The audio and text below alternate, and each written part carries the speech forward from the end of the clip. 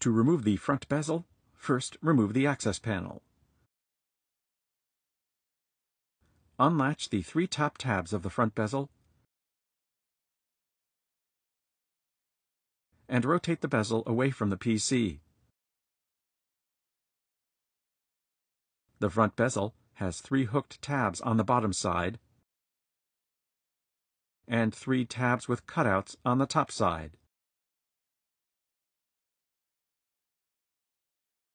Which fit over tabs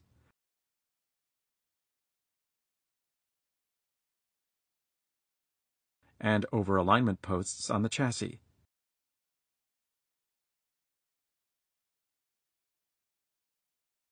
To replace the front bezel, align the tabs on the bottom side of the bezel into the slots on the PC, then rotate the top of the bezel into position.